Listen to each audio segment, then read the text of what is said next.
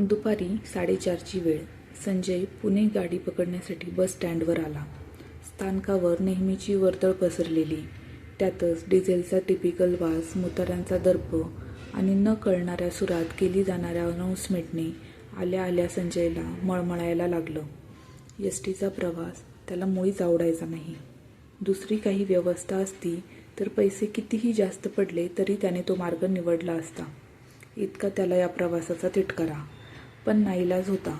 साकेगाववरून पुण्याला जायचं म्हटलं की परिवहन महामंडळाची बस हा एकमेव मार्ग. त्यामुळे मन मारून नाकाला रुमाल बांधून त्याला एसटी स्टँडवर यावंच लागायचं. तसं बघायला गेलं तर संजय कुणी बडे बाप का बेटा किंवा सुखवस्तू घरातून आलेला नव्हता. सर्वसामान्य शेतकऱ्यांचाच तो एक मुलगा. नुकतेच डिग्री घेऊन पुण्यातील एका कंपनीत तो नोकरीला लागला होता. त्यामुळे साकेगाव ते पुणे हा त्याचा प्रवास आता नित्याचाच.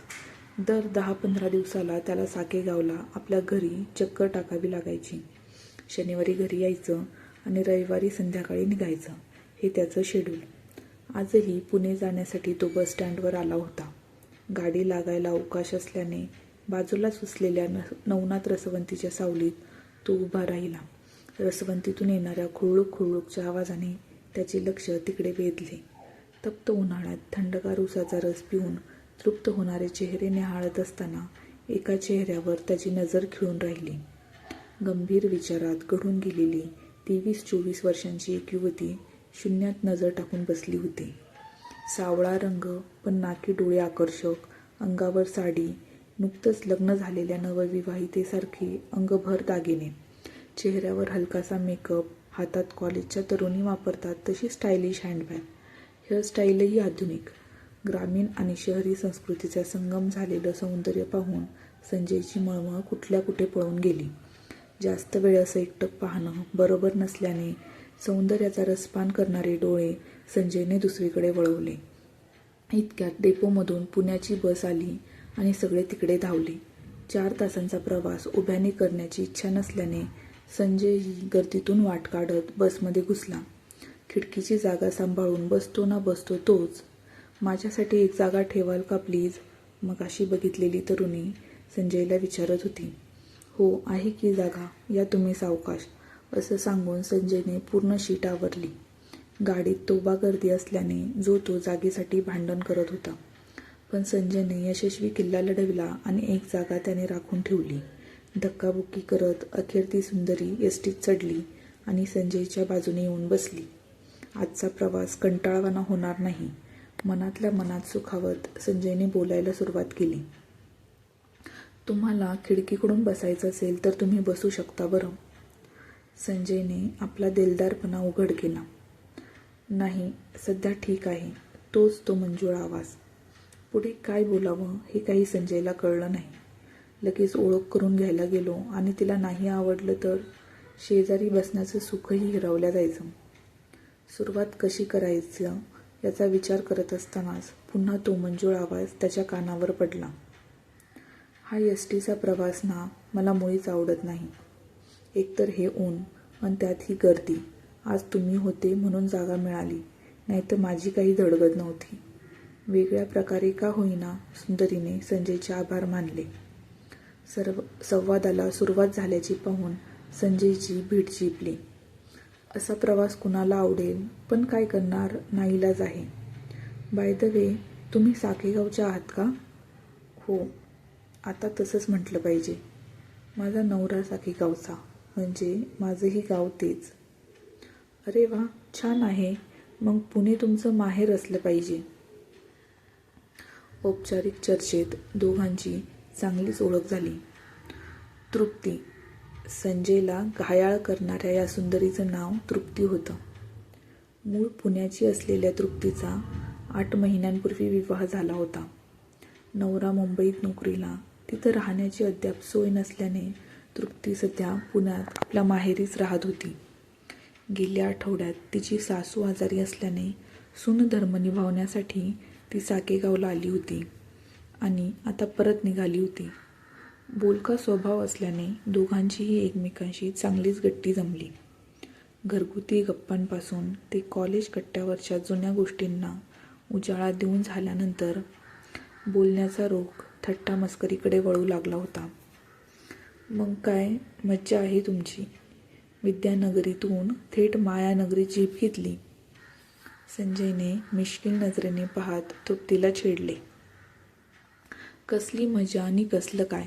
8 महिने झाले त्याला राहण्याची जागा शोधता आली नाही अजून. विकेंडला यायचं म्हटलं तरी 1000 कामं सांगतो तू. हो, मग तृप्ती तृप्त झाली नसेल अजून. वाक्य तोंडातून निघालं आणि संजय ओशाळला. सॉरी, म्हणजे मला वेगळ्या अर्थाने म्हणायचं होतं, त्याने खुलासा केला. त्यात काय इतकं, खरंच आहे ते. पण तुमच्या नजरेला मानलं पाहिजे. महाभारतातल्या संजयला कुरुक्षेत्रवरचं दिसायचं. या संजयलाही अगदी मनात उतरता येतं. तसं काही नाही, मी आपला एक अंदाज लावला. हसत हसत संजयने उत्तर दिलं. मला वाटलं खरंच दिसतं की काय तुम्हाला. इतकं रोखून बघत होतात, म्हटलं काही दिसलं असेल तुम्हाला. रोखून? संजय बावरला. बस स्टँडवर हो, खटाळपणे हसत तृप्ती म्हणाली. चोरी पकडल्यासारखा त्याचा चेहरा झाला. इतक्यात गाडी शिवाजीनगरकडे वळत असताना अचानक तृप्ती उभी राहिली. खिडकीतून वाकून ते बघा आमचं कॉलेज. पण वागताना संजयच्या मांडीवर अनावधानाने नेमकं नको तिथे तिने हात ठेवला. तृप्तीचा चेहरा गोरामोरा झाला. काय बोलावं दोघांनाही सुचेना. तिने एक चोरटा कटाक्ष संजयकडे टाकला तर तो तिच्यापेक्षाही जास्त ओशाळला होता. 10 मिनिटात गाडी शिवाजीनगर बस स्टँडमध्ये घुसली. 4 तासांची मैत्री अशी अबोल्यात संपू नये असं दोघांनाही वाटत होतं. मात्र काय बोलावं कुणालाच काही समजत नव्हतं. गाडीतून खाली उतरल्यावर संजयने बोलायला सुरुवात केली. चला मग निघूया. मला ना जाम तहान लागली आहे. मी आपल्याला बियर पाजू शकतो बरं का, मुश्किलपणे संजय बोलला. मी पिऊ शकते, पण बियर पिऊन घरी कशी जाणार. अनपेक्षित धक्का. हिला मग म्हणावं घरी कशाला जाते, चल की माझ्याबरोबर.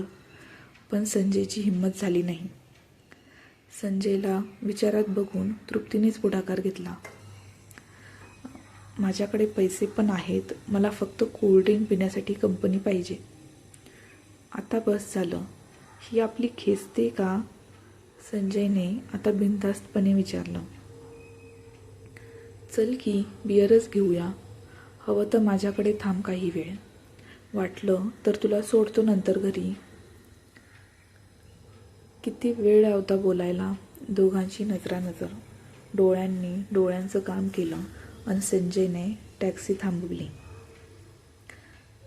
Grand hotel, room number 105.